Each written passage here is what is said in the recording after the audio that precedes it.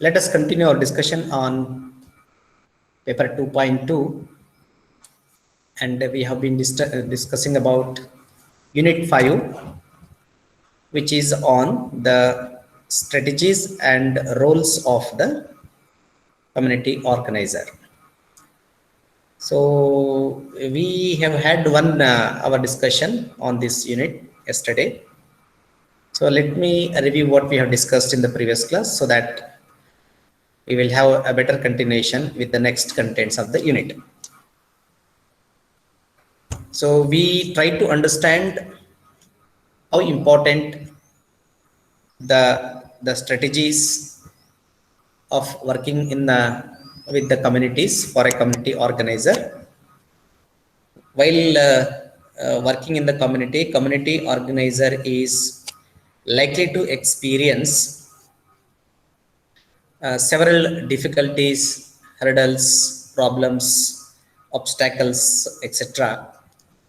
In order to break all such obstacles and difficulties, he or she, community organizer, needs to adopt certain strategies. Community organizer is supposed to apply the strategies. Applying the strategies, using strategies is important to break all such kind of difficulties in working with the communities. So community organizer is also supposed to play certain roles, established roles.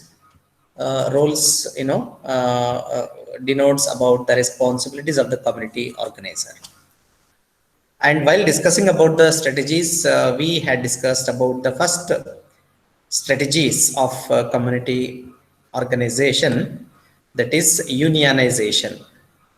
So unionization is nothing but bringing the unorganized elements in the form of individuals, groups into folder of community organization. Otherwise, it is called as union.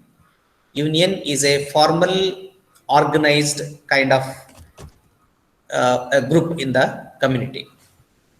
So when the community people are organized and come together and brought in the folder of union, that will act as a pressure group, because when the organized mob or organized people of the community demands for the fulfillment of the community needs to the officials, to the government, to the departments, there will be a development of the pressure on the officials responsible for giving services, facilities to the community.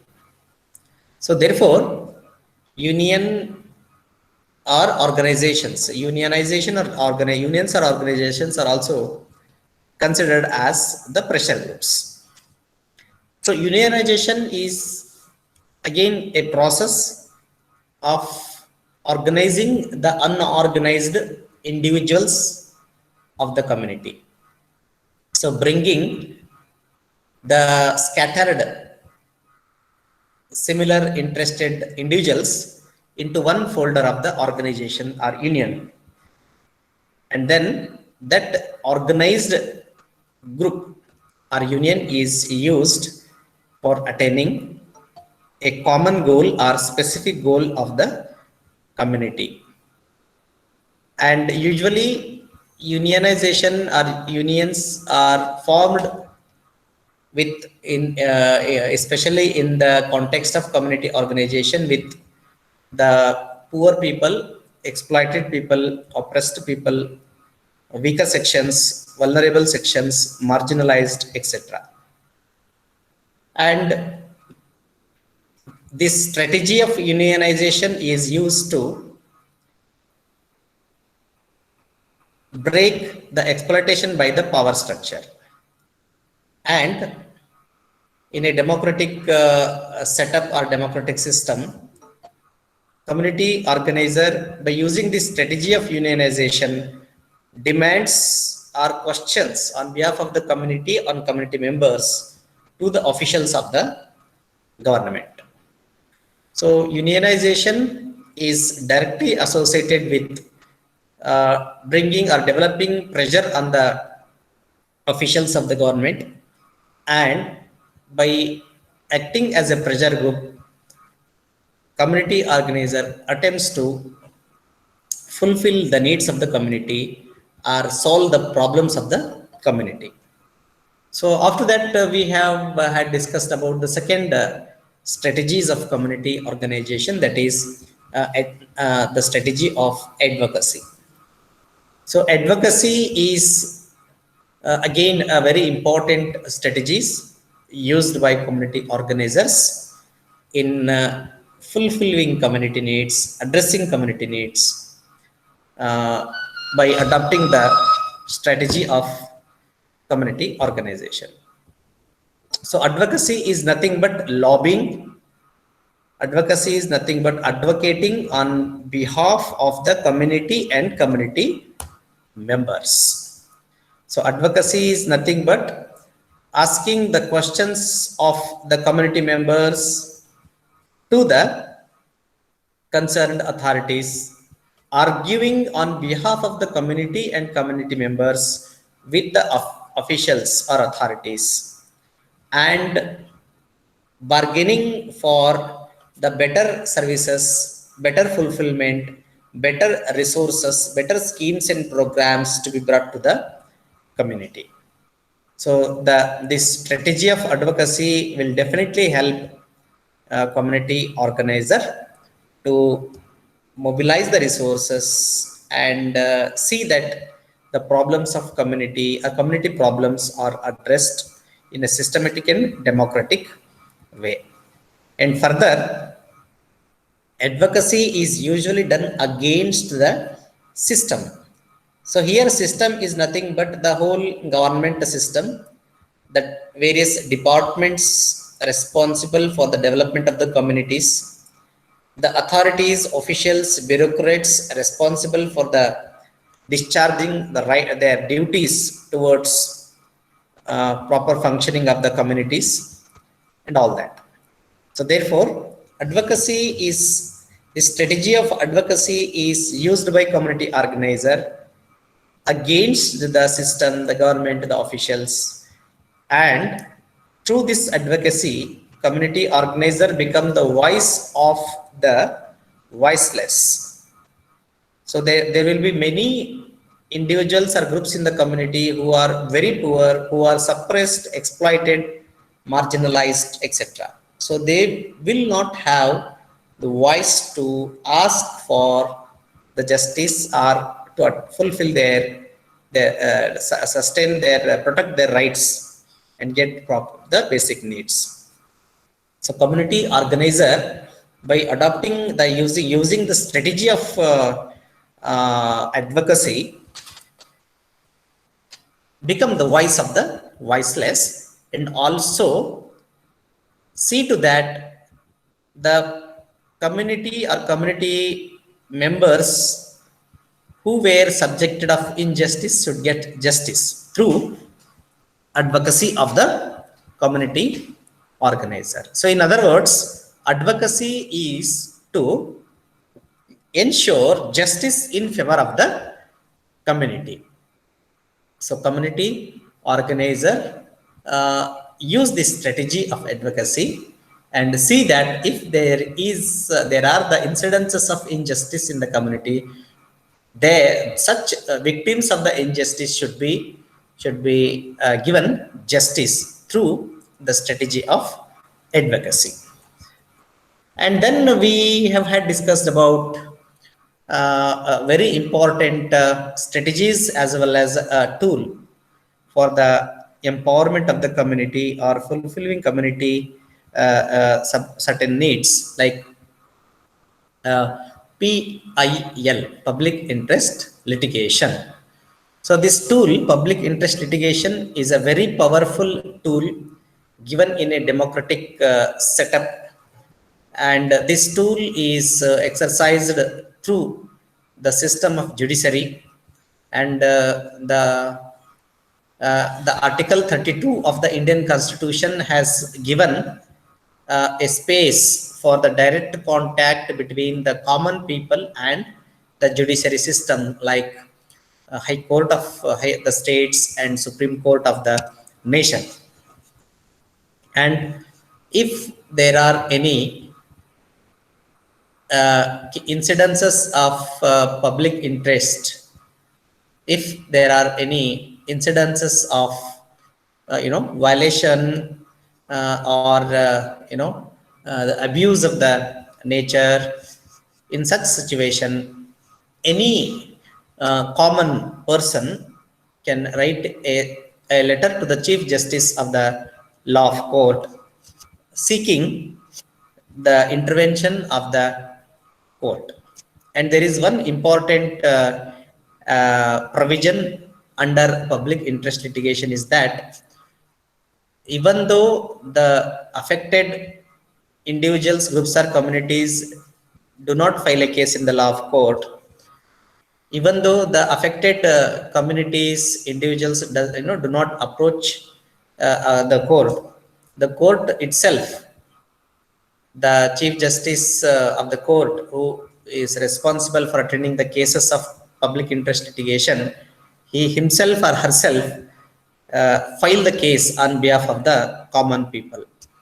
And this provision is called as suo motu. Suo motu means filing or filing a case in the law of court on behalf of the society or behalf of the community members by the court itself. So in continuation to that, now let us discuss some other aspects of public interest litigation.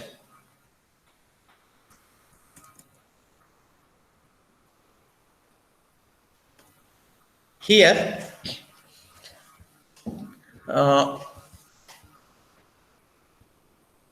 the next important aspects related to public interest litigation we need to understand is issues relating to the following matters can be taken into the PIL. ಸಾರ್ವಜನಿಕ ಹಿತಾಸಕ್ತಿ ಮೊಕದ್ದಮೆ. ಇಲ್ಲಿವರೆಗೆ ನಾವು 3 ಪ್ರಮುಖ ಸಮುದಾಯ ಸಂಘಟಕ ಬಳಸುವಂತ ತಂತ್ರಗಳನ್ನ ಕುರಿತು ನಾವು ಚರ್ಚೆ ಮಾಡಿದ್ದೇವೆ. ಒಂದು ಯೂನಿಯನೈಸೇಷನ್ ಸ್ಟ್ರಾಟಜಿ, ಸಂಘಟನೆಯ ಮೂಲಕ, ಸಂಘದ ಮೂಲಕ ಮಾಡುವಂತಹ ಒಂದು ತಂತ್ರಗಾರಿಕೆ. ಎರಡನೇದು ಅಡ್ವೊಕಸಿ, ವಕಾಲತ್ತಿನ ಒಂದು ತಂತ್ರಗಾರಿಕೆ. ಮೂರನೇದು ಸಾರ್ವಜನಿಕ ಹಿತಾಸಕ್ತಿ ಅರ್ಜಿ ಅಥವಾ ಮೊಕದ್ದಮೆ. ಈ ಸಾರ್ವಜನಿಕ ಹಿತಾಸಕ್ತಿ ಮೊಕದ್ದಮೆ ನಾವು ಈಗಾಗಲೇ ಅದ್ರ ಬಗ್ಗೆ ಸ್ವಲ್ಪ ತಿಳ್ಕೊಂಡ ಹಾಗೆ, ಸಾರ್ವಜನಿಕರಿಗೆ ಅಥವಾ ಸಾರ್ವಜನಿಕ ಆಸ್ತಿಗೆ ಯಾರಿಂದಾದರೂ ಹಾನಿ ಉಂಟಾಗ್ತಾ ಇದ್ದರೆ, ಪರಿಸರ ಕಲುಷಿತಗೊಳ್ತಾ ಇದ್ದಾರೆ ಅಂತ ಸಂದರ್ಭದಲ್ಲಿ ನ್ಯಾಯಾಲಯ ತನ್ನಷ್ಟಕ್ಕೆ ತಾನೇ ಮೊಕದ್ದಮೆಯನ್ನ ಹೂಡೋದರ ಮೂಲಕ ಜುಡಿಷಿಯಲ್ ಎನ್ಕ್ವೈರಿಯನ್ನ ಕಂಡಕ್ಟ್ ಮಾಡಿ ತಪ್ಪಿತಸ್ಥರ ವಿರುದ್ಧ ಕ್ರಮ ಕೈಗೊಳ್ಳುವಂತ ಒಂದು ವ್ಯವಸ್ಥೆ ಇರುವಂತದ್ದು.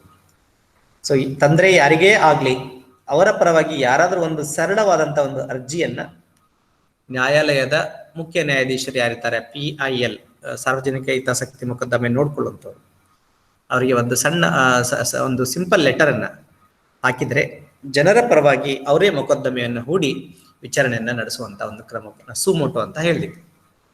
ಸೊ ಯಾವ ಸಂದರ್ಭದಲ್ಲಿ ನಾವು ಸಾರ್ವಜನಿಕ ಹಿತಾಸಕ್ತಿ ಮೊಕದ್ದಮೆಗಳನ್ನ ಹಾಕಬಹುದು ಅನ್ನೋದು ಬಗ್ಗೆನೂ ಕೂಡ ಸಮಾಜ ಕಾರ್ಯದ ವಿದ್ಯಾರ್ಥಿಗಳಿಗೆ ಮತ್ತು ಮುಂದೆ ವೃತ್ತಿಪರ ಸಮಾಜ ಕಾರ್ಯಕರ್ತರಾಗುವವರಿಗೆ ಗೊತ್ತಿರಬೇಕು. ಸೊ ಎಂತೆಂಥ ಸಂದರ್ಭದಲ್ಲಿ ನಾವು ಈ ಸಾರ್ವಜನಿಕ ಹಿತಾಸಕ್ತಿ ಮೊಕದ್ದಮೆಯನ್ನ ಉಚ್ಚ ನ್ಯಾಯಾಲಯದಲ್ಲಿ ಅಥವಾ ಸರ್ವೋಚ್ಚ ನ್ಯಾಯಾಲಯದಲ್ಲಿ ಹಾಕಬಹುದು ಎನ್ನುವಂಥದ್ದು.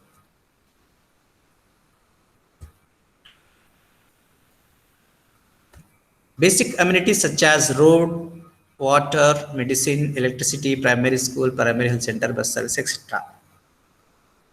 ಸಾರ್ವಜನಿಕ ಸ್ಥಳಗಳಾದಂಥ ಅಥವಾ ಸಾರ್ವಜನಿಕರಿಗೆ ಉಪಯೋಗವಾಗುವಂಥ ಪರಿಕರಗಳೇನಿದೆ, ಮೂಲಭೂತ ಸೌಲಭ್ಯಗಳೇನಿದ್ದಾವೆ, ರಸ್ತೆ, ನೀರಿಗೆ ಸಂಬಂಧಪಟ್ಟಂತೆ, ಔಷಧಿಗಳ ಸಂಬಂಧಪಟ್ಟಂತೆ, ವಿದ್ಯುತ್ ಶಕ್ತಿ, ಪ್ರಾಥಮಿಕ ಶಿಕ್ಷಣ, ಪ್ರಾಥಮಿಕ ಆರೋಗ್ಯ ಕೇಂದ್ರ, ಬಸ್ ಸೇವೆ ಹಾಗೂ ಇನ್ನಿತರೆ ಸಾರ್ವಜನಿಕರಿಗೆ ಸಂಬಂಧಿಸಿದ ವಿಷಯಗಳನ್ನ ಕುರಿತು ಸಾರ್ವಜನಿಕ ಹಿತಾಸಕ್ತಿಯ ಮೊಕದ್ದಮೆಯನ್ನು ಹಾಕ್ಬಹುದು. ಉದಾಹರಣೆಗೆ ರಸ್ತೆಯನ್ನ ಕುರಿತು ಸಾರ್ವಜನಿಕ ಹಿತಾಸಕ್ತಿ ಮೊಕದ್ದಮೆ ಹಾಕ್ಬೋದು ಅಂತ ಇಲ್ಲಿ ನಾವು ನೋಡ್ತಾ ಇದ್ದೀವಿ. ಅದರ ಅರ್ಥ ಏನಂದ್ರೆ, ಯಾವುದೇ ಒಂದು ಗ್ರಾಮ ಅಥವಾ ನಗರ, ಒಂದು ಪಟ್ಟಣಕ್ಕೆ ಒಂದು ರಸ್ತೆ ಅನ್ನುವಂಥದ್ದು ಸ್ಯಾಂಕ್ಷನ್ ಆದ್ಮೇಲೆ ಒಂದು ಮಿನಿಮಮ್ ಸ್ಟ್ಯಾಂಡರ್ಡ್ ರಸ್ತೆಯನ್ನ ಆ ಕಾಂಟ್ರಾಕ್ಟರು ಅದನ್ನ ನಿರ್ಮಾಣ ಮಾಡಿ ಕೊಡಬೇಕಾಗಿರ್ತದೆ.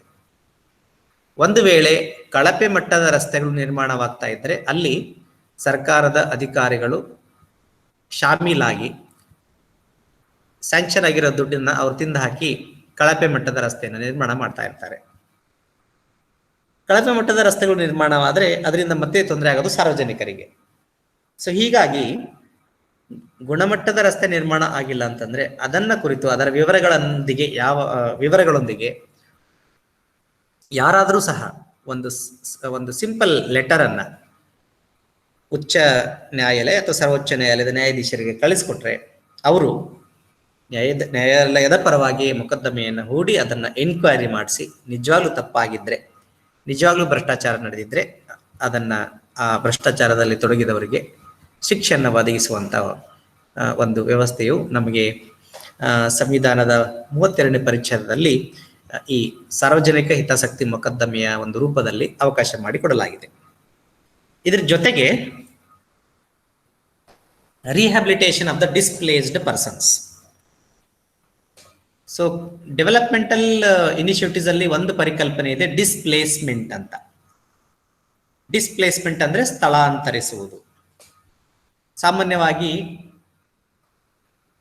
ಈ ಅರಣ್ಯ ಪ್ರದೇಶದಲ್ಲಿನ ಕೆಲವೊಂದು ಗಿರಿಜನ ಸಮುದಾಯದವರನ್ನ ಅಲ್ಲಿ ಅಭಯಾರಣ್ಯ ಮಾಡುವ ಉದ್ದೇಶದಿಂದ, ಹುಲಿಯನ್ನು ಸಾಕುವ ಉದ್ದೇಶದಿಂದ ಅಲ್ಲಿ ಅವರನ್ನ ಗಿರಿಜನರನ್ನ ಹೊರಗಡೆ ಬೇರೆ ಕಡೆಗೆ ಅವರಿಗೆ ಒಂದು ಮನೆಗಳನ್ನೆಲ್ಲ ಕಟ್ಟಿಸಿಕೊಟ್ಟು ಬೇರೆ ಕಡೆ ಸ್ಥಳಾಂತರಿಸುವ ಪ್ರಸಂಗಗಳನ್ನ ನೋಡ್ತೇವೆ.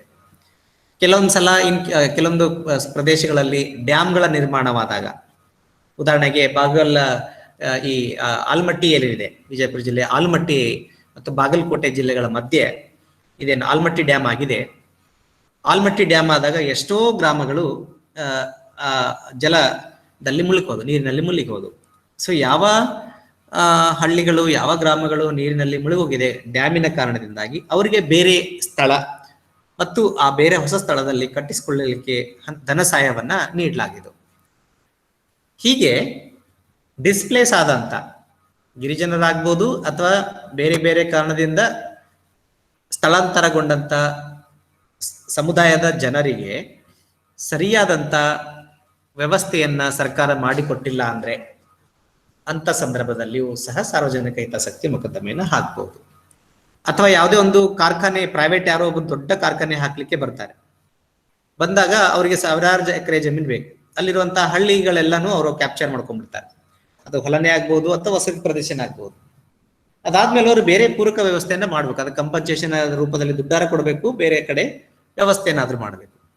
ದುಡ್ಡು ಕೊಡುವಲ್ಲಿ ನ್ಯಾಯಯುತವಾದ ದುಡ್ಡು ಕೊಟ್ಟಿಲ್ಲ ಅಂತಂದ್ರೆ, ಅಥವಾ ಬೇರೆ ಕಡೆಗೆ ಒಂದು ಪೂರಕವಾದಂತ ವ್ಯವಸ್ಥೆಯನ್ನ ಮನೆಗಳನ್ನ ಮಾಡುವಲ್ಲಿ ವಿಳಂಬವಾದರೆ, ಅಥವಾ ಗುಣಮಟ್ಟದ ಒಂದು ಮನೆಗಳನ್ನ ಕಟ್ಟಿಸಿಕೊಡದಿದ್ದಲ್ಲಿ ಅವಶ್ಯಕವಾದಂತ ಸೇವೆಗಳನ್ನ ಉಪಲಬ್ಧ ಮಾಡದೇ ಇದ್ದ ಸಂದರ್ಭದಲ್ಲೂ ಸಹ ಸಮುದಾಯ ಸಂಘಟಕರಾದಂಥವರು ಅಥವಾ ಬೇರೆ ಯಾರೇ ಆದರೂ ಅವರಿಗೆ ಅನ್ಯಾಯ ಆಗ್ತಾ ಇದ್ರೆ, ಸ್ಥಳಾಂತರಗೊಂಡಂತ ಜನರಿಗೆ ಅನ್ಯಾಯವಾಗ್ತಾ ಇದ್ರೆ ಅವರು ನೇರವಾಗಿ ಈ ಸಾರ್ವಜನಿಕ ಹಿತಾಸಕ್ತಿ ಮೊಕದ್ದಮೆಯನ್ನ ಬಳಸಿಕೊಳ್ಳಬಹುದಾಗಿರ್ತದೆ.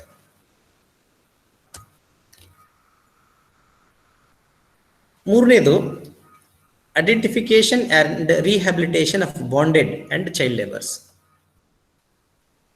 ಈ ಎರಡೂ ಪದ್ಧತಿಗಳೇನಿದ್ದಾವೆ, ಜೀತ ಪದ್ಧತಿ ಮತ್ತು ಬಾಲ ಕಾರ್ಮಿಕ ಪದ್ಧತಿ, ಎರಡೂ ಕೂಡ ಕಾನೂನಿನ ಪ್ರಕಾರ ಅವುಗಳನ್ನ ಬ್ಯಾನ್ ಮಾಡಲಾಗಿದೆ. ಕಾನೂನಿನ ಪ್ರಕಾರ ಅವುಗಳನ್ನ ಮಾಡಿಸೋದು ಅಪರಾಧ.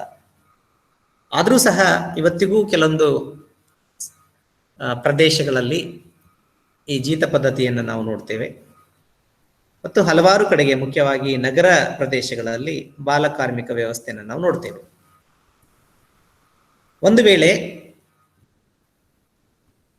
ಈ ತರದ ಒಂದು ಪದ್ಧತಿಗಳು ಇವತ್ತಿಗೂ ಕೂಡ ನಡೀತಾ ಇತ್ತು, ಜೀತ ಪದ್ಧತಿ ಅನ್ನೋದು ನಡೀತಾ ಇತ್ತು, ಅಥವಾ ಬಾಲ ಕಾರ್ಮಿಕರನ್ನ ಯಾವುದೇ ಒಂದು ಇಂಡಸ್ಟ್ರಿಯಲ್ಲಿನೋ ಅಥವಾ ದೊಡ್ಡ ಗ್ಯಾರೇಜ್ ಅಲ್ಲಿನೋ ಹೋಟೆಲಲ್ಲಿನೋ ದುಡಿಸ್ಕೊಳ್ತಾ ಇದ್ರು ಅಂತಂದ್ರೆ ಅಂತ ಮಕ್ಕಳ ರಕ್ಷಣೆಗಾಗಿ ಹಾಗೂ ಈ ಜೀತದಾಳು ಮಾಡಿಸ್ಕೊಂಡಂತ ಜೀತದಾಳುಗಳ ಒಂದು ಪರವಾಗಿ ಯಾರಾದರೂ ಸಹ ನ್ಯಾಯಾಲಯಕ್ಕೆ ಈ ಸಾರ್ವಜನಿಕ ಹಿತಾಸಕ್ತಿ ಮೊಕದ್ದಮೆಯನ್ನ ಹೂಡ್ಲಿಕ್ಕೆ ಅವಕಾಶ ಇದೆ, ಒಂದು ಅರ್ಜಿ ಕೊಡ್ಲಿಕ್ಕೆ ಅವಕಾಶ ಇದೆ.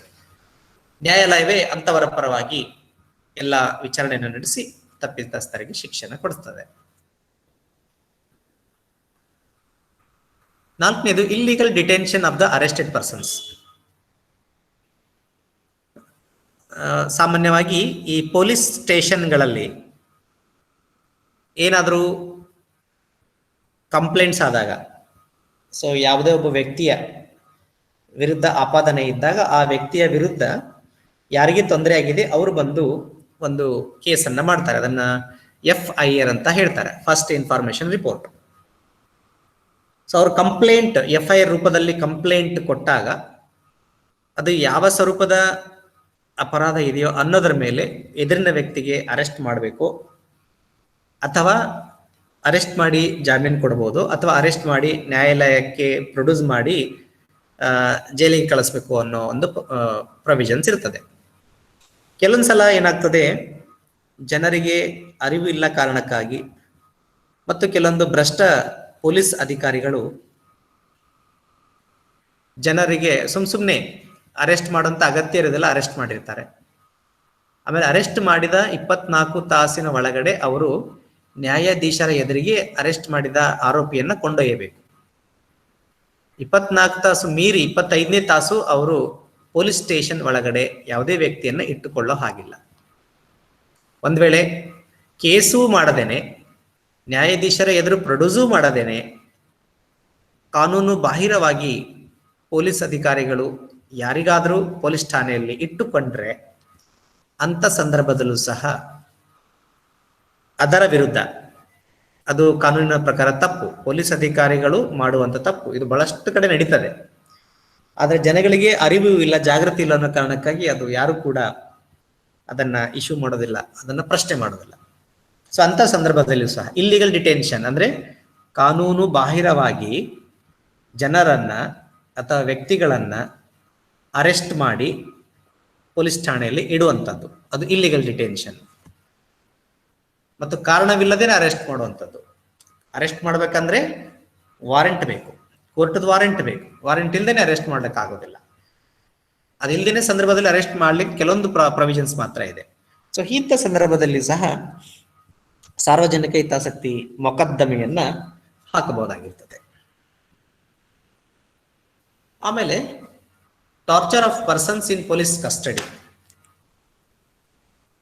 ಪೊಲೀಸ್ ಕಸ್ಟಡಿ ಅಂದಾಗ ಈ ಯಾರ ಮೇಲೆ ಆಪಾದನೆ ಇದೆ, ಆಪಾದಿತರನ್ನ ಅವರ ಅಗೇನೆಸ್ಟ್ ವಾರೆಂಟ್ ಇದ್ದಾಗ ಪೊಲೀಸರು ಆ ವಾರೆಂಟ್ ಅನ್ನ ತೋರಿಸಿ ಯಾರ ಮೇಲೆ ಆಪಾದನೆ ಇದೆ ಅವರನ್ನ ಪೊಲೀಸ್ ಸ್ಟೇಷನ್ಗೆ ಕರ್ಕೊಂಡ್ ಬರಬೇಕು.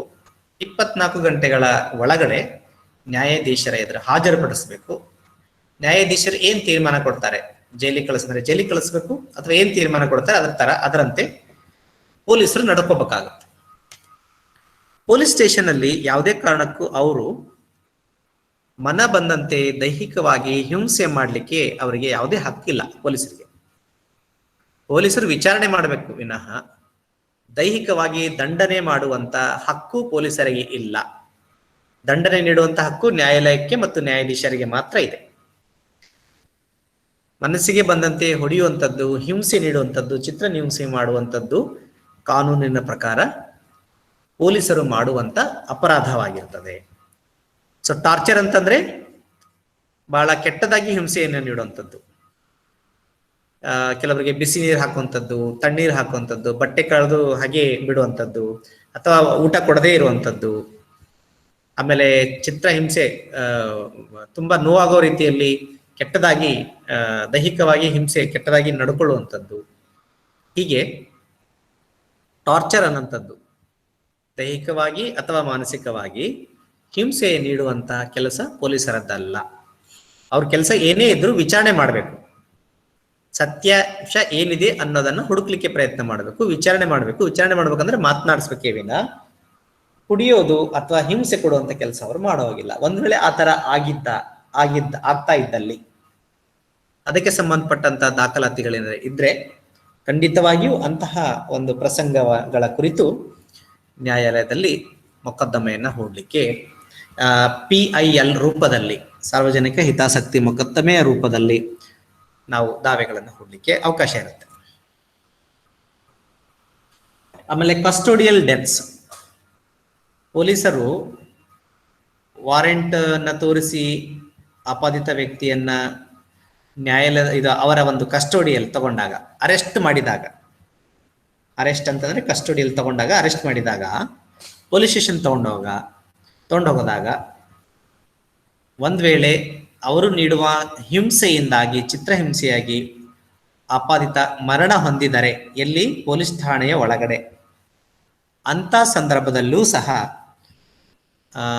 ಆ ಆಗಿರುವ ಘಟನೆ ಕುರಿತು ವಿಚಾರಣೆ ಕೈಗೊಳ್ಳಲು ನಾವು ಈ ಸಾರ್ವಜನಿಕ ಹಿತಾಸಕ್ತಿ ಮೊಕದ್ದಮೆ ಅಡಿ ದಾವೆಯನ್ನು ಹೂಡಲಿಕ್ಕೆ ಅವಕಾಶವಿದೆ.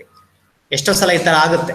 ಕಸ್ಟೋಡಿಯಲ್ ಡೆತ್ಸ್, ಪೊಲೀಸ್ ಸ್ಟೇಷನ್ ಅಲ್ಲಿನೇ ಯಾರು ಆಪಾದಿತರಿರ್ತಾರೆ, ಆಪಾದಿತರನ್ನ ಮರಣ ಹೊಂದ್ತಾರೆ, ಅಂತ ಸಂದರ್ಭಗಳನ್ನು ಕೂಡ ಪ್ರಶ್ನೆ ಮಾಡಲಿಕ್ಕೆ ಇಲ್ಲಿ ಅವಕಾಶ ಇರ್ತದೆ.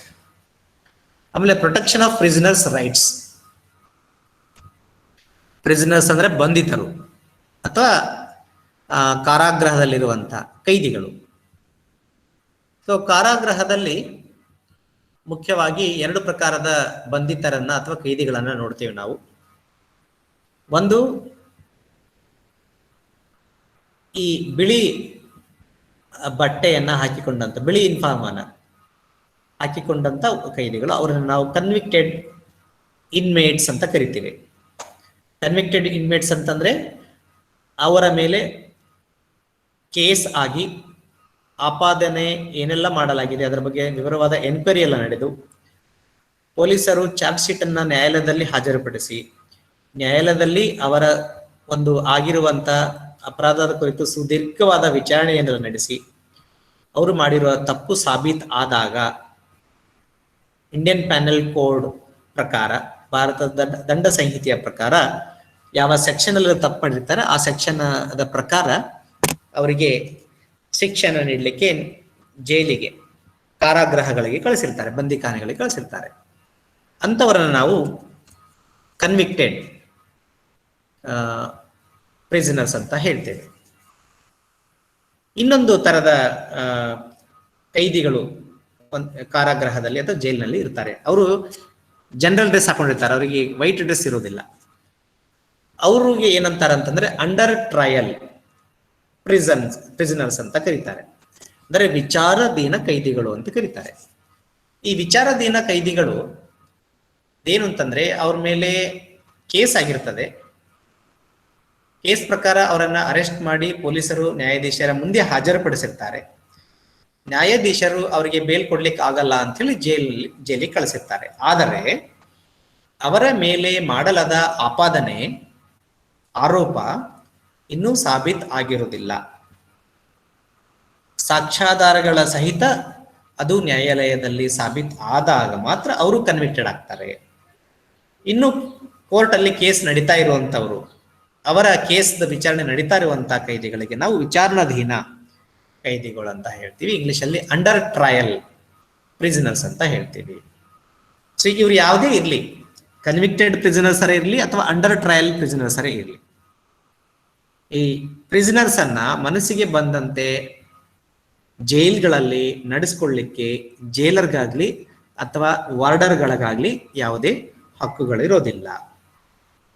ಈ ನ್ಯಾಯಾಲಯದ ವ್ಯವಸ್ಥೆ, ಅದು ಈ ಕಾರಾಗೃಹದ ವ್ಯವಸ್ಥೆ ಯಾಕಿದೆ ಅಂತಂದ್ರೆ, ಕಾನೂನಿನ ಉಲ್ಲಂಘನೆ ಮಾಡಿದ, ಸಮಾಜ ವಿರೋಧಿ ಚಟುವಟಿಕೆ ಮಾಡಿದ ವ್ಯಕ್ತಿಗಳು ಯಾವುದೇ ಒಂದು ಪ್ರಸಂಗದಲ್ಲಿ, ಸಂದರ್ಭದಲ್ಲಿ ಮಾಡಿರ್ತಾರೆ. ಆದರೆ ಅವರ ಒಂದು ಮನ ಪರಿವರ್ತನೆ ಆಗ್ಬೇಕು.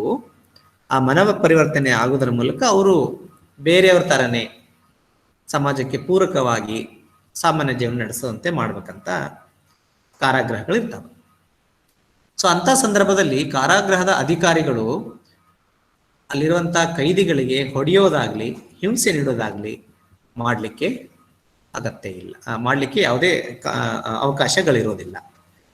ಸೊ ಆ ಥರ ಏನಾದರೂ ನಡೀತಾ ಇದ್ದರೆ ಅವರ ಹಕ್ಕುಗಳನ್ನ, ಕೈದಿಗಳ ಹಕ್ಕುಗಳನ್ನು ರಕ್ಷಣೆ ಮಾಡಲಿಕ್ಕೂ ಸಹ ಈ ಸಾರ್ವಜನಿಕ ಹಿತಾಸಕ್ತಿ ಅರ್ಜಿಯ ಮೂಲಕ ಸಾಧ್ಯ ಇದೆ. ಉದಾಹರಣೆಗೆ ನಮ್ಗೆ ಯಾರೋ ಪರಿಚಯ ಇದ್ದವರು ಕಾರಾಗೃಹದಲ್ಲಿದ್ದು ಅವರಿಗೆ ಈ ಥರದ ತೊಂದರೆ ಆಗ್ತಾ ಇದ್ರೆ ನಾವು ಅಸಹಾಯಕರಾಗುವ ಅಗತ್ಯ ಇಲ್ಲ. ಜೈಲು ಒಳಗಡೆ ಇದ್ದಾರೆ, ನಾವೇನ್ ಮಾಡಬೇಕು ಅನ್ನೋ ಅಗತ್ಯ ಇಲ್ಲ. ನಾವು ಈ ಉಚ್ಚ ಮತ್ತು ಸರ್ವೋಚ್ಚ ನ್ಯಾಯಾಲಯದ ಸಂಬಂಧಪಟ್ಟಂತ ಉಚ್ಚ ನ್ಯಾಯಾಲಯದ ನ್ಯಾಯಾಧೀಶರಿಗೆ ಸಾರ್ವಜನಿಕ ಹಿತಾಸಕ್ತಿ ಮೊಕದ್ದಮೆ ಹಿತಾಸಕ್ತಿ ಅರ್ಜಿಯನ್ನು ನಾವು ಕೊಟ್ಟಾಗ ಖಂಡಿತವಾಗಿಯೂ ಸಾರ್ವಜನಿಕರ ಪರವಾಗಿ ಮೊಕದ್ದಮೆಯನ್ನು ಹೂಡಿ ಅವರು ವಿಚಾರಣೆ ನಡೆಸುತ್ತಾರೆ.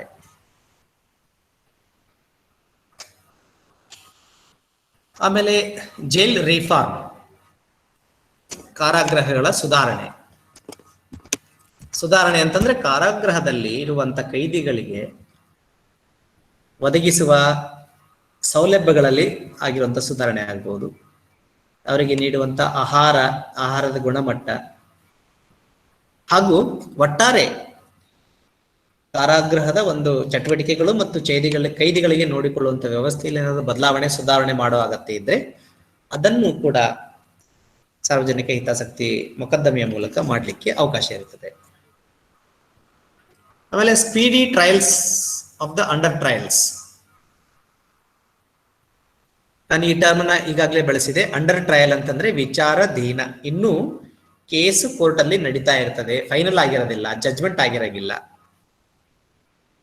ಬಟ್ ಒಂದು ನಮ್ಮ ದೇಶದ ನ್ಯಾಯಾಂಗ ವ್ಯವಸ್ಥೆಯ ನ್ಯೂನತೆ ಏನು ಅಂತಂದ್ರೆ ಒಂದು ಸಲ ಕೇಸು ಸ್ಟಾರ್ಟ್ ಆಯ್ತಂತಂದ್ರೆ ಅದು ಬೇಗ ಮುಗಿಯೋದಿಲ್ಲ. ಕ್ರಿಮಿನಲ್ ಕೇಸರೇ ಇರಲಿ, ಸಿವಿಲ್ ಕೇಸರೇ ಇರಲಿ, ಒಂದೊಂದು ಕೇಸುಗಳು 8 ವರ್ಷ, 10 ವರ್ಷ, 15 ವರ್ಷ, 20 ವರ್ಷಗಳ ಗಟ್ಟಲೆ ನಡೀತಾ ಹೋಗ್ತದೆ, ಆವಾಗ ತೀರ್ಮಾನ ಆಗ್ತದೆ. ಸೊ ಆ ತರ ಅನಾವಶ್ಯಕವಾಗಿ ಯಾವುದೇ ಒಂದು ಮೊಕದ್ದಮೆಯನ್ನ ಮುಂದೂಡಲಾಗ್ತಾ ಇದ್ದಲ್ಲಿ, ಹಂಗೆ ನಿಜವಾಗ್ಲೂ ಇದ್ರೆ ಅಂತ ಸಂದರ್ಭದಲ್ಲೂ ಸಹ ಯಾರಿಗೆ ಸಮಸ್ಯೆ ಆಗಿದೆ ಅವರು ಅಥವಾ ಅವರ ಪರವಾಗಿ ಬೇರೆ ಯಾರೋ ಮೂರನೇದವರು ಸಾರ್ವಜನಿಕ ಹಿತಾಸಕ್ತಿ ಮೊಕದ್ದಮೆಯನ್ನ ಹೂಡ್ಲಿಕ್ಕೆ ಅವಕಾಶ ಇರ್ತದೆ. 10ನೇ ಸಂದರ್ಭ ಯಾವಾಗ ನಾವು PIL ಹಾಕ್ಬೋದು ಅಂತಂದ್ರೆ ರ್ಯಾಗಿಂಗ್ ಇನ್ ದ ಕಾಲೇಜಸ್ ಅಥವಾ ಯೂನಿವರ್ಸಿಟೀಸ್. ಸೊ ರ್ಯಾಗಿಂಗ್ ಅನ್ನೋಂಥದ್ದು 1.5-2 ದಶಕಗಳ ಹಿಂದೆ ಬಹಳ ಪಾಪ್ಯುಲರು ಆಗಿತ್ತು ಮತ್ತು ಗಂಭೀರ ಸಮಸ್ಯೆನೂ ಆಗಿತ್ತು. ವಿಶೇಷವಾಗಿ ಇಂಜಿನಿಯರಿಂಗ್ ಕಾಲೇಜ್ಗಳಲ್ಲಿ, ಮೆಡಿಕಲ್ ಕಾಲೇಜ್ಗಳಲ್ಲಿ ಮತ್ತು ಸಣ್ಣ ಪುಟ್ಟ ಕಾಲೇಜ್ಗಳಲ್ಲಿ ಹೊಸದಾಗಿ ಪ್ರವೇಶ ಪಡೆದಂತ ವಿದ್ಯಾರ್ಥಿಗಳಿಗೆ ಸೀನಿಯರ್ಸ್ ರ್ಯಾಗಿಂಗ್ ಮಾಡುವಂತ ಒಂದು ಪದ್ಧತಿ, ಕೆಟ್ಟ ಪದ್ಧತಿ ನಮ್ಮ ಇದರಲ್ಲಿ ನಾವು ನೋಡ್ತಾ ಇದ್ದೀವಿ. ಸೊ ಹೊಸದಾಗಿ ಪ್ರವೇಶ ಪಡೆದಂತಹ ಹೊಸ ವಿದ್ಯಾರ್ಥಿಗಳಿಗೆ ಕೆಟ್ಟದ್ದಾಗಿ ನಡೆಸಿಕೊಳ್ಳುವಂಥದ್ದು, ಆ ತರದ ಪ್ರಸಂಗಗಳು ಬಹಳಷ್ಟು ನಡೆದಿರುವಂಥದ್ದನ್ನು ನೋಡ್ತೇವೆ. ಸೊ ರ್ಯಾಗಿಂಗ್ ಆಗ್ತಾ ಇರೋ ಕಾರಣಕ್ಕಾಗಿ ಎಷ್ಟೋ ವಿದ್ಯಾರ್ಥಿನಿಯರು ಸುಸೈಡ್ ಮಾಡ್ಕೊಂಡಿರುವಂತ ಅಥವಾ ವಿದ್ಯಾಭ್ಯಾಸವನ್ನ ಬಿಟ್ಟು ಡಿಸ್ಕಂಟಿನ್ಯೂ ಆಗಿರುವಂತ, ಅಡ್ಮಿಷನ್ ಕ್ಯಾನ್ಸಲ್ ಆಗಿರುವಂತ ಪ್ರಸಂಗಗಳನ್ನ ನೋಡ್ತೇವೆ.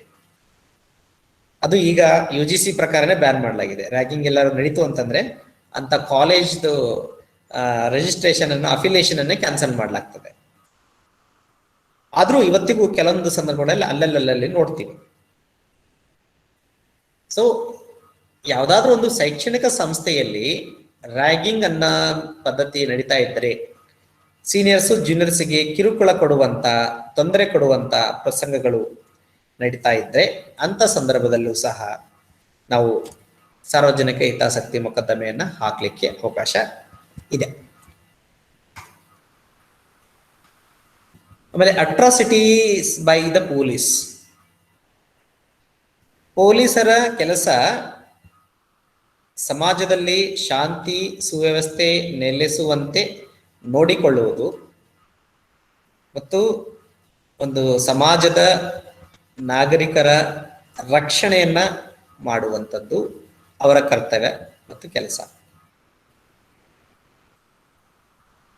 ಪೊಲೀಸರು ಅನಾವಶ್ಯಕವಾಗಿ ದೌರ್ಜನ್ಯವನ್ನ ಅಥವಾ ಹಿಂಸೆಯನ್ನ ಜನಸಾಮಾನ್ಯರ ಮೇಲೆ ಮಾಡೋ ಹಾಗಿಲ್ಲ. ಅವರಿಗೆ ಕೊಟ್ಟಿರುವ ಲಾಠಿ ಆಗಲಿ ಅಥವಾ ರೈಫಲ್ ಆಗಲಿ ಅದು ದೇಶ ವಿರೋಧ ಚಟುವಟಿಕೆಗಳನ್ನು ತಡೆಯುವಲ್ಲಿ, ಸಮಾಜ ವಿರೋಧಿ ಚಟುವಟಿಕೆಯನ್ನು ತಡೆಯುವಲ್ಲಿ ಮಾತ್ರ ಬಳಸಬೇಕೇ ವಿನಃ ಅವರ ದ್ವೇಷವನ್ನ, ಸ್ವಾರ್ಥದ ಪರಮಾವಧಿಯನ್ನ ಆಧರಿಸಿಕೊಂಡು ಅವರು ತಮ್ಮ ಅಧಿಕಾರವನ್ನ, ವಿಭಾಗವನ್ನ ಬಳಸಿಕೊಳ್ಳೋ ಹಾಗಿಲ್ಲ. ಸೊ ಒಂದ್ ವೇಳೆ ಪೊಲೀಸ್ ಇರುವ ಕಾರಣಕ್ಕಾಗಿ ಅವರು ದೌರ್ಜನ್ಯ ಮಾಡ್ತಾ ಇದ್ರೆ, ದೌರ್ಜನ್ಯ ನಡೀತಾ ಇದ್ರೆ, ಅಂತ ಸಂದರ್ಭದಲ್ಲೂ ಸಹ ಸಮುದಾಯ ಸಂಘಟಕರು ಅಥವಾ ಸಮುದಾಯದವರು ಅಥವಾ ಯಾರಿಗೆ ತೊಂದರೆ ಆಗ್ತಿದೆ ಅವರು ಅಥವಾ ಮೂರನೇ ವ್ಯಕ್ತಿ, ಒಂದು ಸ್ವಯಂ ಸೇವಾ ಸಂಸ್ಥೆನೂ ಆಗ್ಬೋದು, ಯಾರಾದರೂ ಸಹ ಒಂದು ಅರ್ಜಿಯನ್ನ ಸಾರ್ವಜನಿಕ ಹಿತಾಸಕ್ತಿ ಮೊಕದ್ದಮೆಯ ರೂಪದಲ್ಲಿ ನ್ಯಾಯಾಧೀಶರಿಗೆ ಕೊಡ್ಲಿಕ್ಕೆ ಅವಕಾಶ ಇರ್ತದೆ. ಅಟ್ರಾಸಿಟೀಸ್ ಅಗೇನೆಸ್ಟ್ SCs, STs, ಹಲವಾರು ಕಾನೂನುಗಳು ಪರಿಶಿಷ್ಟ ಜಾತಿ ಮತ್ತು ಪರಿಶಿಷ್ಟ ಪಂಗಡದವರ ರಕ್ಷಣೆಗಾಗಿ ತರಲಾಗಿದೆ. ಅದರಲ್ಲಿ ಅಟ್ರಾಸಿಟೀಸ್ ಆಕ್ಟ್ ಅಂತ ಒಂದು ಇದೆ, ಅಟ್ರಾಸಿಟಿ ಕೇಸ್ ಅನ್ನಂಥದ್ದು. ಒಂದ್ ವೇಳೆ ಪರಿಶಿಷ್ಟ ಜಾತಿ ಪರಿಶಿಷ್ಟ ಪಂಗಡದವರು ಅವರು ಆ ಪಂಗಡಕ್ಕೆ ಸಂಬಂಧಪಟ್ಟವರನ್ನೋ ಕಾರಣಕ್ಕಾಗಿ ಯಾವುದೇ ರೀತಿಯ ತಾರತಮ್ಯ ಆಗಲಿ, ದೌರ್ಜನ್ಯ ಆಗಲಿ, ಬೇರೆಯವರಿಂದ ಅಪ್ಪರ್ ಕಾಸ್ಟ್ ಕಮ್ಯುನಿಟಿಯವರಿಂದ ಆಗ್ತಾ ಇದ್ದ ಸಂದರ್ಭದಲ್ಲೂ ಸಹ ಅಥವಾ ಯಾರಿಂದ ಆದ್ರೂ ಸಹ ಅಂತ ಸಂದರ್ಭದಲ್ಲಿ ಸಾರ್ವಜನಿಕ ಹಿತಾಸಕ್ತಿ ಮೊಕದ್ದಮೆಯನ್ನ ಹಾಕಲಿಕ್ಕೆ ಅವಕಾಶ ಇರ್ತದೆ. Neglect 13th one is neglect of inmates of government welfare homes. So ನಾವು ನೋಡ್ತೀವಿ ಸರ್ಕಾರದಿಂದ ಹಲವಾರು ಕಲ್ಯಾಣ ಕಾರ್ಯಕ್ರಮಗಳಿದಾವ, ಸರ್ಕಾರದಿಂದ ಹಲವಾರು ಸಾಂಸ್ಥಿಕ ಸೇವೆಗಳಿದಾವ, ವಿಶೇಷವಾಗಿ ಅನಾಥರಿಗೆ, ನಿರ್ಗತಿಕರಿಗೆ, ವೃದ್ಧರಿಗೆ, ಇಂಥವ್ರ ಸಲುವಾಗಿ. ಸೊ ಸರ್ಕಾರದಿಂದ ನಡೀತಿರುವಂಥ ವಿವಿಧ ಸಾಂಸ್ಥಿಕ ಸೇವೆಗಳಲ್ಲಿ ಇರುವಂಥ ಫಲಾನುಭವಿಗಳ ವ್ಯವಸ್ಥೆ ಚೆನ್ನಾಗಿ ಮಾಡದ ಇದ್ದಲ್ಲಿ ಅಥವಾ ಅವರನ್ನ ನೆಗ್ಲೆಕ್ಟ್ ಮಾಡ್ತಾ ಇರುವಂಥ ಸಂದರ್ಭಗಳೇನಾದ್ರು ಇದ್ರೆ ಆವಾಗಲೂ ಸಹ ಸಾರ್ವಜನಿಕ ಹಿತಾಸಕ್ತಿ ಮೊಕದ್ದಮೆಯನ್ನ ಹಾಕಬಹುದಾಗಿರ್ತದೆ. ಉದಾಹರಣೆಗೆ ಸರ್ಕಾರ ಬೆಂಬಲದೊಂದಿಗೆ ಕೆಲವೊಂದು ವೃದ್ಧಾಶ್ರಮಗಳು ನಡೀತಾ ಇರ್ತವೆ, ಅಥವಾ ಸರ್ಕಾರದ ಕೆಲವೊಂದು ಸಂಸ್ಥೆಗಳಿದ್ದಾವೆ, ವೀಕ್ಷಣಾಲಯ ಅಂತ ಹೇಳ್ತೀವಿ, ಅಬ್ಸರ್ವೇಷನ್ ಹೋಮ್, ಸರ್ಟಿಫೈಡ್ ಸ್ಕೂಲು, ಆಮೇಲೆ ರೆಸಿಡೆನ್ಷಿಯಲ್ ಸ್ಕೂಲ್ಸು, ಹೀಗೆ ಸರ್ಕಾರದ ವಿವಿಧ ಸಾಂಸ್ಥಿಕ ಸೇವೆಗಳಲ್ಲಿ ಇರುವಂತ ಫಲಾನುಭವಿಗಳ ಒಂದು ನೆಗ್ಲೆಕ್ಟ್ ಆಗ್ತಾ ಇದ್ರೆ, ಅವರಿಗೆ ಸರಿಯಾಗಿ ವ್ಯವಸ್ಥೆ ಮಾಡದ ಇದ್ದಲ್ಲಿ ಆಗ್ಲೂ ಸಹ ಸಾರ್ವಜನಿಕ ಹಿತಾಸಕ್ತಿ ಮೊಕದ್ದಮೆಯನ್ನ ಹಾಕ್ಲಿಕ್ಕೆ ಅವಕಾಶ ಇರ್ತದೆ. ಚಿಲ್ಡ್ರನ್ ಇನ್ ಕಸ್ಟಡಿ,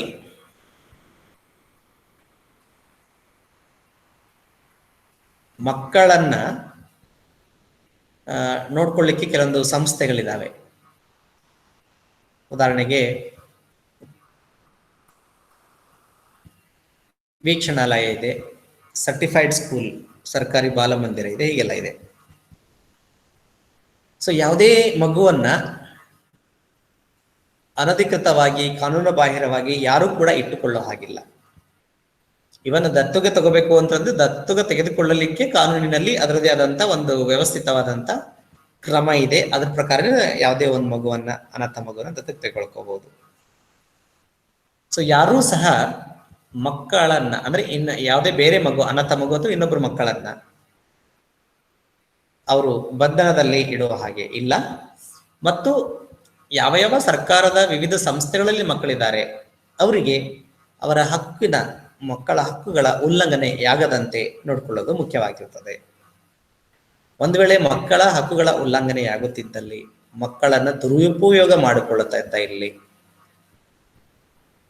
ಅಂತ ಸಂದರ್ಭದಲ್ಲಿ ಕೂಡ ಸಾರ್ವಜನಿಕ ಹಿತಾಸಕ್ತಿ ಮೊಕದ್ದಮೆಯನ್ನ ಹಾಕಬಹುದು. ಸೊ ಅಡಾಪ್ಷನ್ ಆಫ್ ಚಿಲ್ಡ್ರನ್, ಈ ಪ್ಯಾಂಡಮಿಕ್ 2ನೇ ಸೈಕಲಲ್ಲಿ ಎಷ್ಟೋ ಮಕ್ಕಳು ಅನಾಥರಾಗಿರೋದನ್ನ ನೋಡ್ತೀವಿ. ಎಷ್ಟೋ ಜನ ಮಕ್ಕಳಿಲ್ಲದೆ ಇರೋರು ಈ ಕಾನೂನಿನ ಪ್ರಕ್ರಿಯೆಯನ್ನ ಅನುಸರಿಸದೆ ಮಕ್ಕಳನ್ನ ದತ್ತುಗೆ ಪಡೆದ ಪ್ರಸಂಗಗಳು ಸರ್ಕಾರದ ಗಮನಕ್ಕೆ ಬಂದಿದ್ದಾವೆ. ಯಾವುದೇ ಒಂದು ಅನಾಥ ಮಗುವನ್ನ ಮಕ್ಕಳಿಲ್ಲದ ದಂಪತಿಗಳು ಅವರನ್ನ ದತ್ತುಗೆ ಪಡಿಬೇಕು ಅಂತಂದ್ರೆ ಅವರು ಅಡಾಪ್ಟ್ ಮಾಡ್ಕೊಳ್ಳಿಕ್ಕೆ ರಿಜಿಸ್ಟ್ರೇಷನ್ ಅನ್ನ ಮಾಡಬೇಕು. ಅದಕ್ಕೆ ಆದಂತ ಸಂಸ್ಥೆಗಳಿದಾವ, ಅದಕ್ಕೆ ಆದಂತ ಕಾನೂನದ, ಅದಕ್ಕೆ ಆದಂತ ಪ್ರಕ್ರಿಯೆ ಇದೆ. ನೋಂದಣಿ ಮಾಡದೆ ಸರ್ಕಾರದ ಒಂದು ಕಾನೂನು ಮತ್ತು ಕ್ರಮಗಳನ್ನ ಅನುಸರಿಸದೆ ಯಾರು ಕೂಡ ಮಕ್ಕಳನ್ನ ದತ್ತುಗೆ ಪಡೆಯುವಂತಿಲ್ಲ. ದತ್ತುಗೆ ಪಡೆಯುವಂತ ಮಗ ನಮ್ಮ ಸಂಬಂಧಿಕರದ್ದೇ ಆಗಿರ್ಬೋದು, ಆದ್ರೂ ಸಹ ಕಾನೂನಿನ ಪ್ರಕಾರ ಮಕ್ಕಳನ್ನ ದತ್ತುಗೆ ಪಡೆದುಕೊಳ್ಳುವಂಥದ್ದು.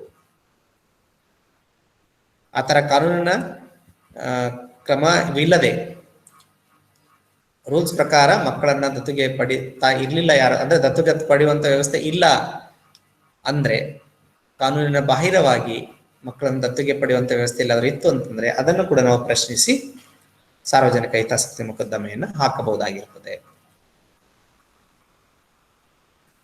Corruption charges against public servants is a very very important provision. ಯಾವುದೇ ಒಬ್ಬ ಸರ್ಕಾರದ ಅಧಿಕಾರಿ, ಸರ್ಕಾರದ ಒಬ್ಬ ಸೇವಕ ಅಥವಾ ಎಂಪ್ಲಾಯಿ, ನೌಕರ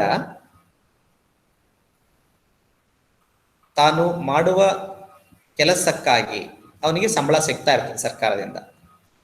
ಅದನ್ನ ಬಿಟ್ಟು ಯಾರಿಗೆ ಸೇವೆ ನೀಡ್ತಾ ಇದ್ದಾರೆ ಅವರಿಂದ ಹಣವನ್ನ ಪಡಿತಾ ಇದ್ರೆ, ಭ್ರಷ್ಟಾಚಾರ ಮಾಡ್ತಾ ಇದ್ರೆ, ಅಂತ ಸಂದರ್ಭದಲ್ಲೂ ಸಹ ಅದನ್ನ ಪ್ರಶ್ನಿಸಿ ನ್ಯಾಯಾಲಯದ ಈ PIL ರೂಪದಲ್ಲಿ ಸಾರ್ವಜನಿಕ ಹಿತಾಸಕ್ತಿ ಮೊಕದ್ದಮೆಯನ್ನ ಮುಖ್ಯ ನ್ಯಾಯಾಧೀಶರಿಗೆ ನೀಡಲಿಕ್ಕೆ ಅವಕಾಶವಿದೆ. ಉದಾಹರಣೆಗೆ ಎಷ್ಟೋ ಸರ್ಕಾರಿ ಆಸ್ಪತ್ರೆಗಳಲ್ಲಿ ಡಾಕ್ಟರ್ಸು ಸರ್ಜರಿ ಮಾಡ್ಬೇಕಂದ್ರೆ, ಟ್ರೀಟ್ಮೆಂಟ್ ಕೊಡ್ಬೇಕಂದ್ರೆ ದುಡ್ಡು ತಗೊಳ್ತಾ ಇರ್ತಾರೆ. ಅಥವಾ ಬೇರೆ ಬೇರೆ ಬೇರೆ ಭಾಗಗಳಲ್ಲಿನ ಅಧಿಕಾರಿಗಳು ಒಂದು ಸರ್ಟಿಫಿಕೇಟ್ ಕೊಡಬೇಕು ಅಂತಂದ್ರೆ, ಈ ತಹಸೀಲ್ ಆಫೀಸಲ್ಲಿ ಒಂದು ಸರ್ಟಿಫಿಕೇಟ್ ಕೊಡ್ಬೇಕಂದ್ರೆ ದುಡ್ಡು ಕೊಡದೇ ಇದ್ರೆ ಸರ್ಟಿಫಿಕೇಟ್ ಕೊಡಲ್ಲ. ಸೊ ಈ ತರದ ಪ್ರಸಂಗಗಳಿದ್ರೆ, ಅದಕ್ಕೆ ಸಂಬಂಧಪಟ್ಟಂತ ಪುರಾವೆಗಳು, ದಾಖಲೆಗಳಿದ್ರೆ, ಇರ್ಲಾದೇ ಇರ್ಲಿ, ಅಲ್ಲಿ ತಪ್ಪು ನಡೀತಾ ಇದ್ರೆ, ಭ್ರಷ್ಟಾಚಾರ ನಡೀತಾ ಇದ್ರೆ ಅದನ್ನ ಕುರಿತು ನಾವು ಪ್ರಶ್ನಿಸಿ ಅಥವಾ ಅದರ ವಿವರವನ್ನ ನಾವು ಮುಖ್ಯ ನ್ಯಾಯಾಧೀಶರಿಗೆ PIL ಅಡಿಯಲ್ಲಿ, ಸಾರ್ವಜನಿಕ ಹಿತಾಸಕ್ತಿ ಮೊಕದ್ದಮೆಯ ಅಡಿಯಲ್ಲಿ ನೀಡಿದರೆ ನ್ಯಾಯಾಲಯ ಅದನ್ನ ಗಂಭೀರವಾಗಿ ಪರಿಗಣಿಸಿ ಸೋಮೋಟೋ ರೂಪದಲ್ಲಿ ತಾನೇ ಜನರ ಪರವಾಗಿ ದಾವೆಯನ್ನ, ಮೊಕದ್ದಮೆಯನ್ನ ಹೂಡಿ ವಿಚಾರಣೆ ನಡೆಸ್ತದೆ. Maintenance of law and order. ಸಮಾಜದಲ್ಲಿ ಶಾಂತಿ ಸುವ್ಯವಸ್ಥೆ ಇರಬೇಕು ಅಂತಂದ್ರೆ ಪೊಲೀಸ್ ವ್ಯವಸ್ಥೆ ಅನ್ನಂಥದ್ದಿದೆ, ನ್ಯಾಯಾಂಗ ವ್ಯವಸ್ಥೆ ಅನ್ನಂತಿದೆ, ಸಂವಿಧಾನ ಅನ್ನಂಥದ್ದಿದೆ, ಬೇರೆ ಬೇರೆ ಕಾಯ್ದೆ ಕಾನೂನುಗಳನ್ನಂಥದ್ದಿದೆ. ಸೊ ಯಾರೂ ಸಹ ನಮ್ಮ ದೇಶದ ಕಾಯ್ದೆ ಕಾನೂನು ಸಂವಿಧಾನದ ವಿರುದ್ಧ ಹೋಗೋ ಹಾಗೆ ಇಲ್ಲ. ಒಂದ್ ವೇಳೆ ಯಾರಾದರೂ ಅಧಿಕಾರದ ಒಂದು ದರ್ಪದಿಂದ ಅಥವಾ ರೌಡಿಸಂ ದರ್ಪದಿಂದ ಅಥವಾ ಇನ್ಯಾವುದೋ ದರ್ಪದಿಂದ, ಪ್ರಭಾವದಿಂದ ಕಾನೂನಿನ ಉಲ್ಲಂಘನೆಯನ್ನ ಮಾಡುತ್ತಿದ್ದಲ್ಲಿ ಆ ಕಾನೂನಿನ ಉಲ್ಲಂಘನೆಯಾಗುತ್ತಿರುವ ಕುರಿತು ಮತ್ತು ಕಾನೂನಿನ ಉಲ್ಲಂಘನೆಯಾಗುತ್ತಿರುವ ಕಾರಣದಿಂದ ಸಾರ್ವಜನಿಕರಿಗೆ ಮತ್ತು ದೇಶಕ್ಕೆ ತೊಂದರೆ ಆಗುತ್ತಿರುವುದನ್ನು ಕೂಡ ಪ್ರಶ್ನಿಸಿ ಸಾರ್ವಜನಿಕ ಮೊಕದ್ದಮೆಯನ್ನ ಹೂಡಲಿಕ್ಕೆ ಅವಕಾಶ ಇರ್ತದೆ. Payment of minimum wages. ಕೃಷಿ ವಲಯದಲ್ಲಿ ಹಾಗೂ ಈ ಖಾಸಗಿ ಉದ್ಯಮಗಳೇನಿದ್ದಾವೆ, ಖಾಸಗಿ ಕೈಗಾರಿಕೆಗಳೇನಿದ್ದಾವೆ, ವಿಶೇಷವಾಗಿ ಅಸಂಘಟಿತ ವಲಯದಲ್ಲಿನ ಕಾರ್ಮಿಕರೇನಿದ್ದಾರೆ,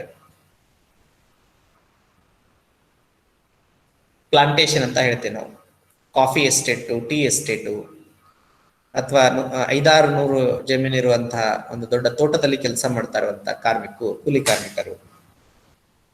ಸೊ ಒಟ್ಟಾರೆ ಅಸಂಘಟಿತ ವಲಯದಲ್ಲಿನ ಕೂಲಿ ಮಾಡ್ತಾ ಇರುವಂತಹ ಕಾರ್ಮಿಕರು, ಕೃಷಿ ಕಾರ್ಮಿಕರು, ಇವರಿಗೆ ಮನಸ್ಸಿಗೆ ಬಂದಂತೆ ಮಾಲೀಕ ಅವನಿಗೆ ಮನಸ್ಸಿಗೆ ಬಂದಂತೆ ಸ್ಯಾಲರಿಯನ್ನು ಕೊಡಲಿಕ್ಕೆ ಅವಕಾಶ ಇಲ್ಲ. ಈಗ ಮಿನಿಮಮ್ ವೇಜ್ ಅನ್ನುವಂಥದ್ದ ನಮ್ಮ ಒಂದು ಆಕ್ಟೇ ಆಗಿದೆ, ಮಿನಿಮಮ್ ವೇಜಸ್ ಆಕ್ಟ್ ಅಂತ ಹೇಳಿ.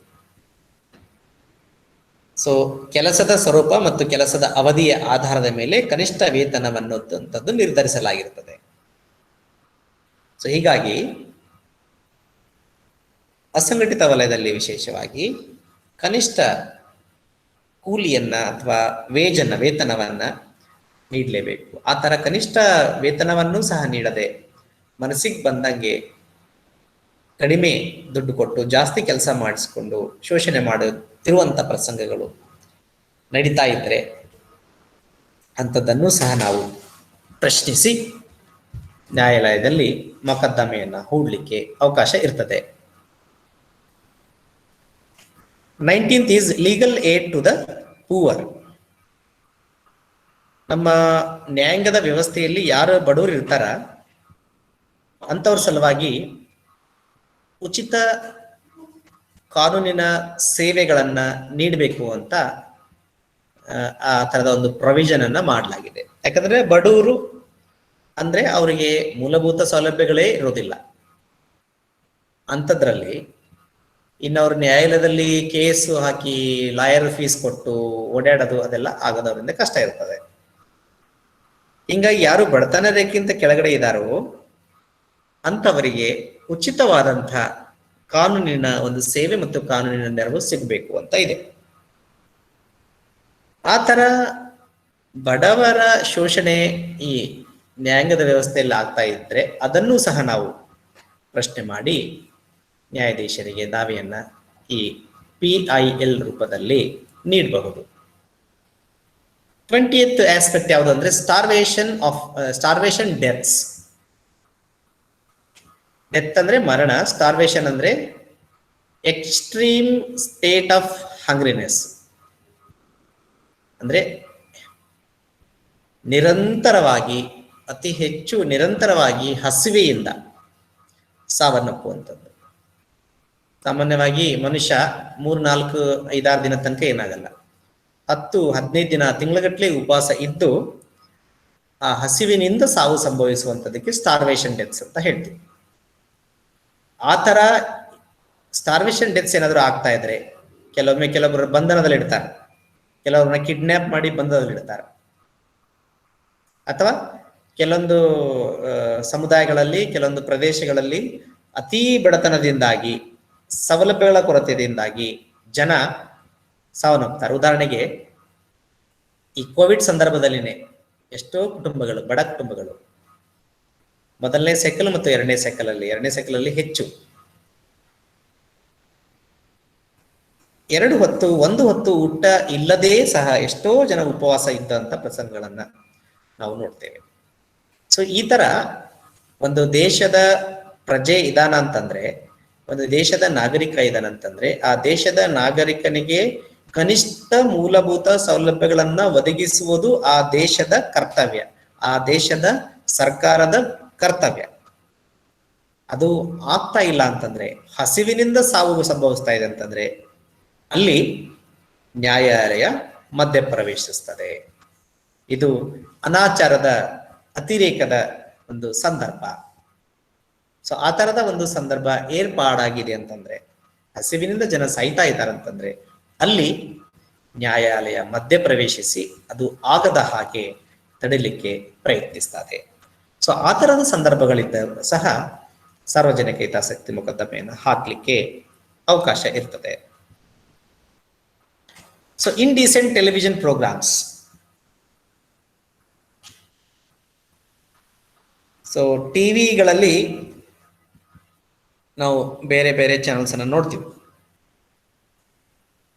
ಒಂದು 10-15 ವರ್ಷ ಹಿಂದೆ ತುಂಬಾ ಚೆನ್ನಾಗಿರುವಂತ ಕಾರ್ಯಕ್ರಮಗಳು ದೂರದರ್ಶನದಲ್ಲಿ ನಮ್ಗೆ ಬರ್ತಾ ಇತ್ತು.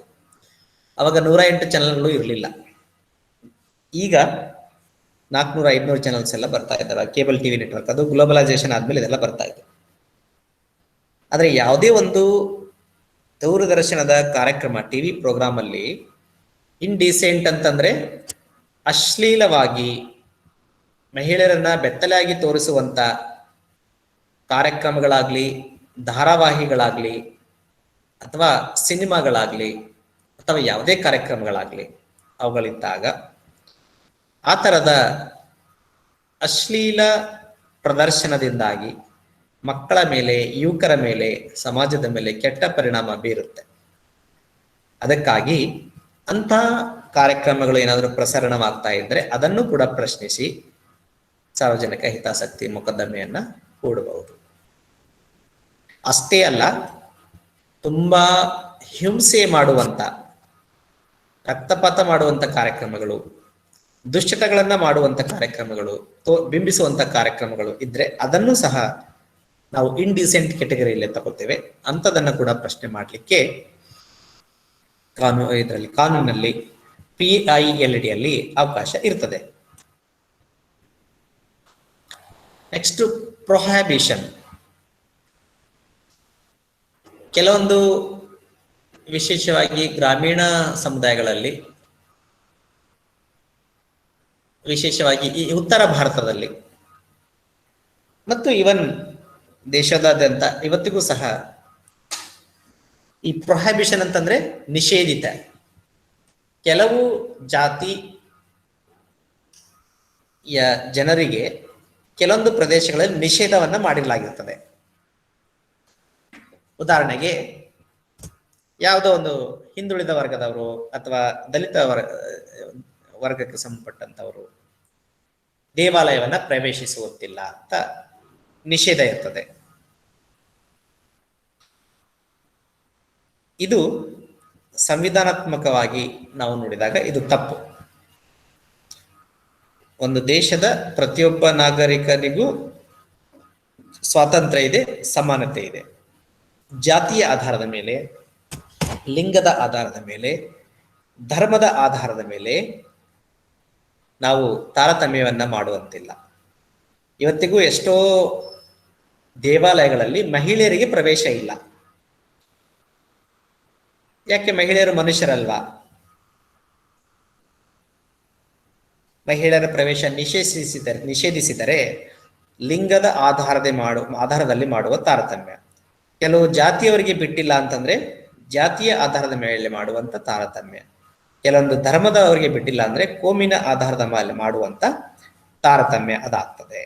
ಸೊ ಹೀಗಾಗಿ ನಿಷೇಧ ಅನ್ನುವಂಥದ್ದು ಸಾರ್ವಜನಿಕ ಸ್ಥಳಗಳಲ್ಲಿ, ಟೆಂಪಲ್ ಅನ್ನುವಂಥದ್ದು ಸಾರ್ವಜನಿಕ ಸ್ಥಳ, ಚರ್ಚ್ ಅನ್ನುವಂಥದ್ದು ಸಾರ್ವಜನಿಕ ಸ್ಥಳ, ಮಸೀದಿ ಅನ್ನುವಂಥದ್ದು ಸಾರ್ವಜನಿಕ ಸ್ಥಳ, ಅಥವಾ ಸಮುದಾಯದಲ್ಲಿನೇ ಕೆಲವೊಂದು ಕಮ್ಯುನಿಟಿ ಹಾಲು, ಮ್ಯಾರೇಜ್ ಹಾಲು, ಪ್ರೋಗ್ರಾಮ್ ಪ್ಲೇಸು, ಅಥವಾ ಬಾವಿ ಅನ್ನುವಂಥದ್ದು ಮೇಲ್ಜಾತಿಯವರಿಗೆ ಅಷ್ಟೇ ಇರೋದಿಲ್ಲ, ಎಲ್ಲರಿಗೂ ಇರ್ತದೆ. ಆದರೆ ಕೆಲವು ಪಂಗಡ, ಜಾತಿ, ಕೋಮಿನವರಿಗೆ ನಿಷೇಧವನ್ನ ಹೂಡುವ ಸಂದರ್ಭಗಳಿದ್ರೆ, ಆ ತರದ ಒಂದು ತಾರತಮ್ಯವನ್ನು ನಡೀತಾ ಇದ್ರೆ ಅದನ್ನೂ ಸಹ ಪ್ರಶ್ನಿಸಿ ಸಾರ್ವಜನಿಕ ಹಿತಾಸಕ್ತಿ ಮೊಕದ್ದಮೆಯನ್ನು ಹೂಡಲಿಕ್ಕೆ ಅವಕಾಶವನ್ನು ಮಾಡಿಕೊಡಲಾಗಿದೆ. ಎನ್ವೈರನ್ಮೆಂಟಲ್ ಪಾಲ್ಯೂಷನ್ 23ನೇ ಏರಿಯಾ ಏನು ಅಂತಂದ್ರೆ ಪರಿಸರ ಮಾಲಿನ್ಯವಾಗ್ತಾ ಇದ್ರೆ. ಸೊ ಇವತ್ತು ಪರಿಸರ ಅನ್ನೋಂಥದ್ದು ಬಹಳ ಕಾಳಜಿ ವಹಿಸಬೇಕಾದಂತ, ಬಹಳ ಇಂಪಾರ್ಟೆಂಟ್ ಆದಂತ ಒಂದು ವಿಷಯ ಆಗಿದೆ. ಯಾಕಂದ್ರೆ ಪರಿಸರವನ್ನ ನಾವು ರಕ್ಷಣೆ ಮಾಡಿಲ್ಲ ಅಂದ್ರೆ ಮುಂದೆ ಮನುಷ್ಯ ಅನ್ನೋ ಜೀವಿ ಈ ಭೂಮಿ ಮೇಲೆ ಇರಕ್ ಸಾಧ್ಯ ಇಲ್ಲ. ಯಾಕಂದ್ರೆ ಮನುಷ್ಯ ಅನ್ನೋ ಜೀವಿ ಬದುಕಬೇಕಂದ್ರೆ ಶುದ್ಧವಾದ ಗಾಳಿ, ಶುದ್ಧವಾದ ನೀರು ಮತ್ತು ನಮ್ಗೆ ತಿನ್ಲಿಕ್ಕೆ ಆಹಾರ, ಗ್ರೀನ್, ಹಸಿರು ಅನ್ನೋಂಥದ್ದು ಬೇಕು. ಸೊ ಹೀಗೆ ಕೆಲವೊಬ್ರು ಲಾಭಕ್ಕೋಸ್ಕರ, ಕೆಲವೊಂದು ಇಂಡಸ್ಟ್ರೀಸು ತಮ್ಮ ಲಾಭಕ್ಕೋಸ್ಕರ ಪರಿಸರವನ್ನ ಹಾಳು ಮಾಡುವ, ಕಲುಷಿತಗೊಳಿಸುವ ಕೆಲಸವನ್ನ ಮಾಡ್ತಾ ಇರ್ತಾರೆ. ಅಂಥದ್ದನ್ನೂ ಸಹ ಪ್ರಶ್ನೆ ಮಾಡಿ ಸಾರ್ವಜನಿಕ ಮೊಕದ್ದಮೆಯನ್ನ ಹಾಕಬಹುದು. ಉದಾಹರಣೆಗೆ ನಮ್ಮ ಬಿಜಾಪುರ ಸಿಟಿಯಲ್ಲಿನೇ ಎಷ್ಟೋ ಆಟೋಗಳು ಪೆಟ್ರೋಲ್ ಬದಲಿಗೆ ಕೆರೋಸಿನ್ ಹಾಕಿ ಎಷ್ಟು ಕಾರ್ಬನ್ ಡೈಆಕ್ಸೈಡ್ ಆಟೋಗಳಿಂದ ಬರ್ತಾ ಇರ್ತವೆ. ಸೊ ಇಂಥದನ್ನ ಪ್ರಶ್ನೆ ಮಾಡಿ ಒಂದೇ ಒಂದು ಅರ್ಜಿಯನ್ನು ನಾವು ಕೊಟ್ಟರು ಕೂಡ ನ್ಯಾಯಾಲಯ ಬಹಳ ಸ್ಟ್ರಿಕ್ಟ್ ಆಗಿ ಅದನ್ನ ಎನ್ಕ್ವೈರಿ ಮಾಡಿ ಅಂತ ಎಲ್ಲಾ ಗಾಡಿಗಳನ್ನ ಬ್ಯಾನ್ ಮಾಡುವಂತ ವ್ಯವಸ್ಥೆಯನ್ನ ಮಾಡ್ತದೆ. ಸೊ ಇಂಥ ಒಂದು ವಿಷಯದಲ್ಲಿ ಸಮುದಾಯ ಸಂಘಟಕರು ಮತ್ತು ಸಮಾಜ ಕಾರ್ಯಕರ್ತರು ಬಹಳ ಮಹತ್ವದ ಪಾತ್ರವನ್ನ ವಹಿಸಲಿಕ್ಕೆ ಅವಕಾಶ ಇರ್ತದೆ.